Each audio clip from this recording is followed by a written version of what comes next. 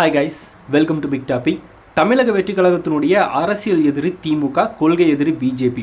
இதை நோக்கி தான் பார்த்தோன்னா தளபதியோட பயணமும் நம்மளோட பயணமும் போயிட்டுருக்கு. இதுக்கு நடுவில் நாம் தமிழருக்கும் டிவிகேக்கும் ஏதாவது சம்மந்தம் இருக்கான்னா 1% கூட சம்மந்தம் கிடையாது. ப்ளஸ் அவங்க நம்மளுக்கு ஒரு ஆளே கிடையாது, அது வேறு விஷயம். அந்த அளவுக்கு பார்த்தோன்னா அந்த கட்சியை நம்ம கண்டுக்கிறதும் இல்லை, அந்த கட்சியில் இருக்கிறவங்கள பற்றி பெரிய அளவில் நம்ம பேசுகிறதும் இல்லை. இப்போல்லாம் ரீசெண்டாக கூட பார்த்தோன்னா சீமான் அவர்களும் தளபதி பற்றி பேசுகிறத விட்டுட்டார். இப்போது அந்த ஒரு மைண்ட் செட் அவருக்கு ஏன் வந்திருக்கு அப்படிங்கிறது நம்மளால் புரிஞ்சுக்க முடியுது. அப்படின்னா இருக்கிற கொஞ்ச நஞ்ச விஜய் ரசிகர்களோட வாக்கையாவது நம்ம இழந்துடக்கூடாது அப்படின்ற ஒரு மைண்ட் செட்டில் அவர் விஜயை பேசுகிறத நிறுத்திட்டார். இதுதான் உண்மையான ஒரு விஷயம். அதுக்கப்புறமா இந்த சாட்டை துரைமுருகன் அப்படிங்கிற இந்த ஒரு நபர் பார்த்தோன்னா நாம் தமிழர் கட்சியில் இருக்கார்ல, இவர் பார்த்தோன்னா தொடர்ந்து தளபதி அவர் விட்டாலும் இவர் விட மாட்டா அப்படின்ற மாதிரி தளபதி ஏதாவது பார்த்தோன்னா பேசிகிட்டே இருக்கார்.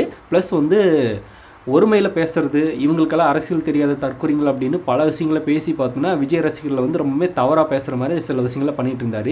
இதெல்லாம் பார்த்துட்டு தான் சாட்டை துரைமுருகன் அவர்களுக்கும் அவர் நடத்துகிற சேனலுக்கும் எங்களுக்கும் பார்த்தோன்னா எந்த சம்மந்தமும் கிடையாது அப்படின்னு சீமான் அவர்கள் ஒரு அறிக்கை வெளியிட்டிருந்தார்.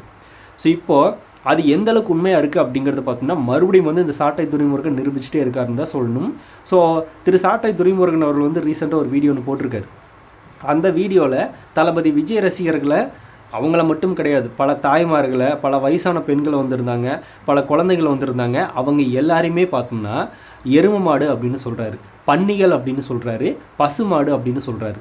ஸோ இந்த மாதிரி பார்த்தோன்னா ஒருமையில் பேசி அவங்கள பார்த்தோன்னா அசிங்கப்படுத்துகிற மாதிரி சில வார்த்தைகளை பேசியிருக்காரு அவரோட வீடியோவில். அதாவது மதுரை ஏர்போர்ட்டுக்கு பார்த்தோன்னா நம்ம தளபதி வந்திருக்கும்போது அங்கே எத்தனை பேர் வெயிட் பண்ணாங்க தளபதி பார்க்குறக்காக அப்படிங்கிறது நம்மளுக்கு தெரியும். யார் தளபதி ரசிகர்கள் மட்டும்தான் வெயிட் பண்ணுறாங்களான்னா இல்லை, ரசிகைகள் வெயிட் பண்ணாங்க, பெண்கள் வெயிட் பண்ணாங்க, சின்ன சின்ன குழந்தைங்கள் வெயிட் பண்ணாங்க, எல்லாருமே வெயிட் பண்ணாங்க. ஸோ அங்கே ஒரு கட்டுக்கடங்காத கூட்டம் இருந்துச்சு. அந்த கூட்டத்தில் பார்த்தோன்னா நிறைய பொருட்களை சேதம் பண்ணிட்டாங்க ஏர்போர்ட்டில். அதில் நம்ம ஒன்றும் மறுக்கல, அது தவறான ஒரு செயல் தான், அதில் எந்த மாற்றமும் இல்லை. ஆனால் அது டிவிக்கே பார்த்தோன்னா தனிப்பட்ட முறையில் அந்த பிரச்சனையை சால்வ் பண்ணிக்குவாங்க, அதில் ஒரு பிரச்சனையும் இல்லை. அதெல்லாம் அடுத்தது அங்கே நம்ம தளபதி பார்க்குறக்காக கூட்டத்தில் இருக்கிற மக்களோட செருப்பு பார்த்தோன்னா நிறைய அந்த ஏர்போர்ட்டை சுற்றி பார்த்தோன்னா அந்த அவங்க நின்றுருந்த இடத்துல பார்த்தோன்னா பயங்கரமாக கிடக்கு, நிறைய பொருட்களும் கிடக்கு. அந்த மாதிரி பார்த்தோன்னா இருக்குது. அது ஒரு ஃபோட்டோவெல்லாம் நம்ம பார்த்துட்டு இருந்தோம் சோசியல் மீடியாஸில்.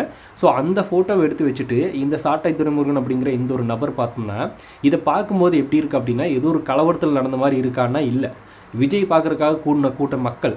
அதை பார்க்கும்போது நம்மளுக்கு 1000 எருமை மாடு பார்த்தோன்னா ஒன்றா வந்தால் எப்படி இருக்கும், ஒரு 500 பன்னி ஒன்றா வந்தால் எப்படி இருக்கும், பசுமாடு ஒரு 500 வந்தால் எப்படி இருக்கும், அந்த மாதிரி இருக்குது இந்த இடம் அப்படின்னு இவர் சொல்கிறாரு. யாரை சொல்கிறாரு? விஜயை பார்க்க வந்திருந்த அந்த ரசிகர்களை, அந்த பெண்களை, அந்த தாய்மார்களை, அந்த சின்ன சின்ன குழந்தைங்களை, வயசானவங்களை அப்படின்னு இவங்களை எல்லாத்தையும் பார்த்தோன்னா இவர் பன்னிங்கிறாரு, எருமைங்கிறாரு. இவருக்கு பார்த்தோன்னா அதாவது நாம் தமிழர் கட்சியாமா, அதாவது என்னென்னா ஒழுக்கத்துக்கும் மரியாதைக்கும் சுயமரியாதைக்கும் பேர் போனவங்க தமிழர்கள். அப்படிப்பட்ட ஒரு தமிழர் அப்படிங்கிற கட்சியில் இருக்கிற இந்த ஒரு சாட்டை துரைமுருகன் அப்படிங்கிற இந்த சாட்டை துரைமுருகன் இவர் சொல்கிறாரு தளபதி ரசிகர்கள் அந்த பெண்கள்லாம் பார்த்தோன்னா பன்னின்னு சொல்கிறாரு. இவர் யார் அப்போது?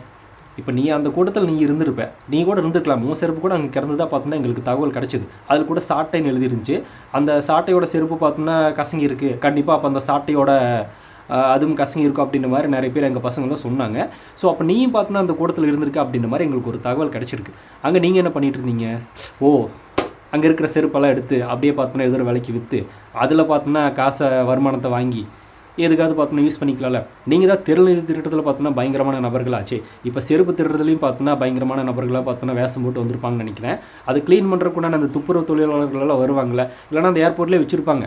அந்த நபருக்கு மாதிரி ட்ரெஸ் எல்லாம் எடுத்து கூட போட்டு பார்த்தோம்னா இந்த நபர் அந்த செருப்புகளெல்லாம் களவாண்டிட்டு போயிருக்கலாம்.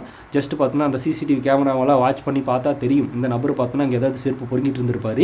இந்த மாதிரியெல்லாம் நம்மளுக்கு பேசணும்னு ஆசையானா இல்லை, நம்ம அந்த மாதிரி பேச போகிறதும் கிடையாது. ஏன்னா இவருக்கு தளபதி ரசிகர்களை, அங்கே இருக்கிற பெண்களை, சின்ன சின்ன குழந்தைங்கள பேசுறதுக்கு என்ன தகுதி இருக்குது, என்ன உரிமை இருக்குது அப்படின்னு நம்ம கேட்குறது. அந்த உரிமை இல்லாமல் இவர் எப்படி பேசலாம்?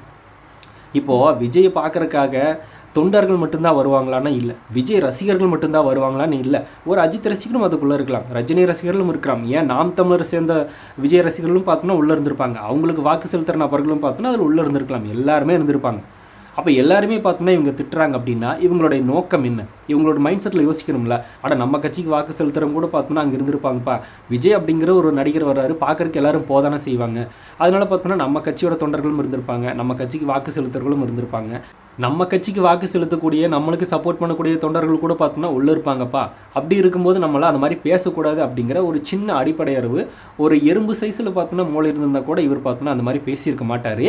அதெல்லாம் இருந்தால் நம்மளுக்கு எதுக்கு இந்த மாதிரியான பேச தோணுது? இவங்க என்ன பிரச்சனை அப்படின்னா, இப்போ தளபதி விஜய் அவர்களுக்கு அந்த வாக்கு செலுத்துகிற மக்கள் மேலே இருக்கிற ஒரு கோபம். இப்போ நாம் தமிழர் கட்சிக்கு பார்த்தோன்னா கூடாத ஒரு கூட்டம் அப்படிங்கிறது டிவிகே கட்சிக்கு கூடும்போது இவங்களுக்கு பார்த்தோன்னா ஆட்டோமேட்டிக்காக இந்த மாதிரியான ஒரு சிந்தனைகள், பேசுகிற பேச்செல்லாம் பார்த்தோன்னா கொஞ்சம் வேறு மாதிரி இருக்குது. இப்போ அந்த சாட்டை துறைமுருகனே பார்த்தோன்னா தளபதி விஜய் அவர்கள் வந்து மாநாட்டுக்கு முன்னாடி இருக்கிற வரைக்கும் எந்த மாதிரியான விஷயங்களை பேசியிருந்தார் அப்படிங்கிறத நம்ம பார்த்துருப்போம். தளபதிக்கு கூட்டம் அல்லது அந்த லெவலில் பார்த்தோன்னா கூட்டம் வரப்போகுது, அவர் பார்த்தோன்னா இந்த மாதிரி அறிக்கை வெளியிடுறதுக்கு இந்த மாதிரியான கூட்டம் அப்படின்னு பயங்கரமாக இதே வாய்தான் பேச்சு. இப்போ இதே கூட்டம் பார்த்தோன்னா விஜய் அவர்களுக்கு வந்து நிற்கும்போது அந்த கூட்டத்தை பார்த்தோன்னா பண்ணிங்கிறாரு, எருமைங்கிறாரு. இவர் என்ன மாதிரியான ஒரு மைண்ட் செட்டில் இருக்கார் அப்படிங்கிறது நம்மளால் புரிஞ்சுக்க முடியுது. அப்படின்னா விஜய் அவர்களுக்கு கூட்டம் கூடுது அப்படிங்கிறது இவங்களுக்கு சுத்தமாக பிடிக்கல. இதுதான் உண்மையான ஒரு விஷயம். இதே எல்லாத்தையும் தாண்டி நம்ம 15 வருஷமாக வாங்கின இந்த 8% வாக்கு பார்த்தோம்னா தளபதி வந்து ஒரே எலெக்ஷனில் வாங்கிட்டு போயிடுவார் அப்படிங்கிற ஒரு பொறாமையும் எங்களுக்கு இருக்க தான் செய்யுது. அந்த ஒரு மைண்ட் செட் தான் இவங்க பேசுகிறாங்க. இப்போ இவங்க சொல்கிறாங்களே, எங்களை மாதிரி அரசியல் தெரிஞ்சவங்க யாருமே கிடையாது, எங்களை மாதிரி அரசியல் கரைச்சி குடிச்சவங்க யாருமே தெரியாது, யாருமே இருக்க முடியாது, எங்களுக்கு தான் எல்லாமே தெரியும் அப்படின்னு இவங்க பேசிக்கிறாங்களே. உங்களுக்கே எல்லாமே தெரியட்டும், அதில் ஒரு மேட்டரும் இல்லை. ஆனால் வாக்கு யாருக்கு விழும் அப்படின்னா தளபதிக்கு தான் விழும். இது அவங்களுக்கும் நல்லா தெரியும். ஆனால் அதை வந்து வெளியே சொல்ல மாட்டாங்க. எங்களுக்கு தான் எல்லாம் தெரியும், அதனால் எங்களுக்கு வாக்கு செலுத்துங்க அப்படின்னு சொல்லிக்குவாங்க. உங்களுக்கு எல்லாமே தெரிஞ்சிருக்கலாம், ஆனால் வாக்கு அப்படிங்கிறது உங்களுக்கு விழ போகிறது கிடையாது. தளபதி விஜய் அவர்களுக்கு உங்களையும் தாண்டி தான் விழப்போகுது. அப்படி ஒரு வேளை வாக்கு விழுந்துச்சுன்னா என்ன பண்ணுறது அப்படிங்கிற ஒரு பயத்தில் தான் பார்த்தோன்னா இவங்க இந்த மாதிரி பேசிகிட்டு இருக்காங்க.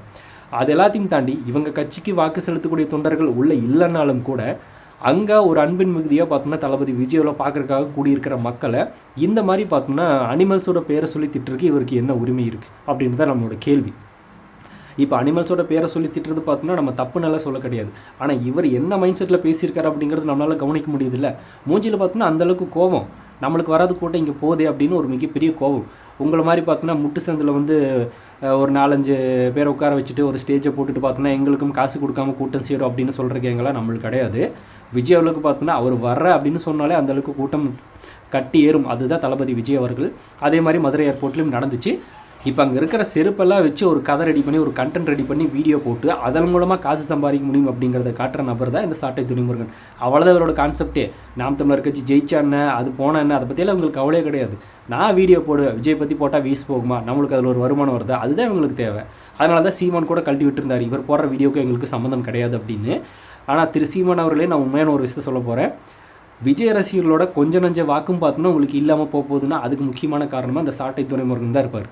இப்போ உங்கள் கட்சிக்கு வாக்கு செலுத்துகிற தொண்டர்களே பார்த்தோன்னா விஜய்க்கு வாக்கு செலுத்த வேணாம், நம்ம சீமானுக்கே செலுத்தலாம் அப்படின்னு ஒரு மைண்ட் செட்டில் கூட இருப்பாங்க.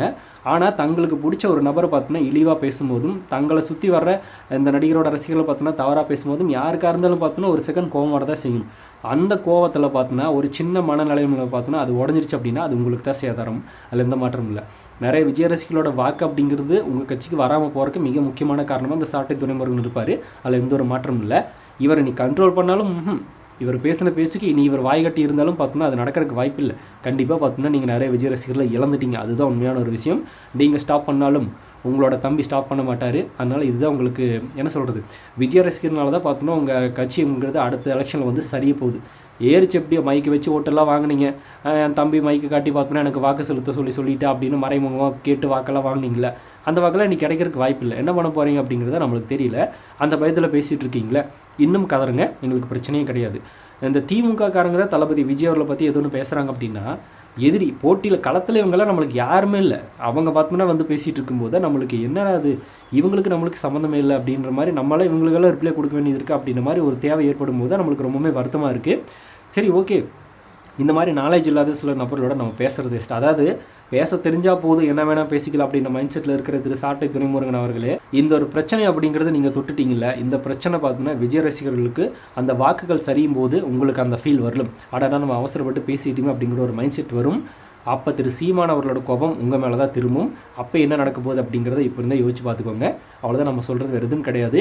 ஸோ இந்த ஒரு அடிப்படை அறிவு இல்லாத ஒரு சில விஷயங்கள் கூட புரிஞ்சிக்க தெரியாமல் மக்களை பார்த்தோன்னா ஆபாசமாக பேசுகிற இந்த ஒரு நபர் பற்றி நீங்கள் என்ன நினைக்கிறீங்க அப்படிங்கிறத கமெண்ட்டில் ஷேர் பண்ணுங்கள்.